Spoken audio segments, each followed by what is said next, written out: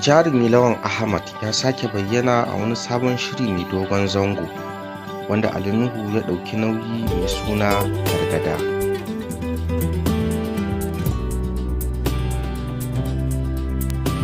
Shirin, wanda aka fara nuna shi a tashar Jarumi Ali Nuhu a satin da ya wuce, ya jawo hankulan masu kallo saboda kyawu da kuma ƙayatuwar shirin.